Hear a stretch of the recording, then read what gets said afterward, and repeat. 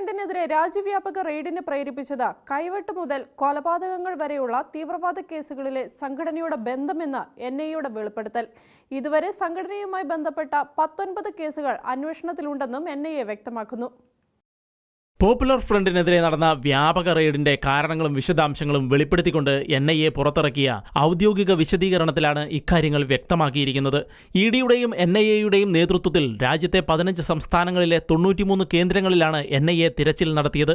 കേരളം, തമിഴ്നാട്, കർണാടക, ആന്ധ്രാപ്രദേശ് തുടങ്ങിയ സംസ്ഥാനങ്ങളിലെ popular front നേതാക്കളുടെയും അംഗങ്ങളുടെയും വീടുകളിലും ഓഫീസുകളിലുമായിരുന്നു പരിശോധന.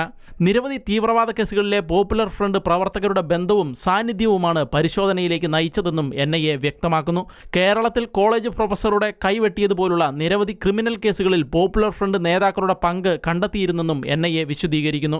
NIA രജിസ്റ്റർ ചെയ്ത 5 കേസുകളുമായി ബന്ധപ്പെട്ട് നടന്ന അന്വേഷണത്തിൽ ലഭിച്ച സുപ്രധാന തെളിവുകളുടെ അടിസ്ഥാനത്തിൽ കൂടിയായിരുന്നു പരിശോധനയെന്നും NIA വ്യക്തമാക്കുന്നു. ഇതനുസരിച്ച് തീവ്രവാദ പ്രവർത്തനങ്ങൾക്കും ധനസഹായം ഒരുക്കുന്നതിലും ജനങ്ങളെ നിരോധിത സംഘടനകളിൽ ചേർക്കുന്നതിനും സായുധ പരിശീലനം നൽകുന്നതിനും സംഘടനാ നേതാക്കളും പ്രവർത്തകരും ഏർപ്പെട്ടിരുന്നതായും NIA വെളിപ്പെടുത്തുന്നു. മതത്തിന്റെ അടിസ്ഥാനത്തിൽ വിവിധ വിഭാഗങ്ങൾക്കിടയിൽ ശത്രുത വളർത്തുന്നതിനും മറ്റ് മതസംഘടനകളുമായി ബന്ധപ്പെട്ട വ്യക്തികളുടെ കൊലപാതകങ്ങൾ ആസൂത്രണം ചെയ്യുന്നതിലും സംഘടനാ നേതാക്കളുടെ പങ്കും NIA വിശദീകരിക്കുന്നുണ്ട്.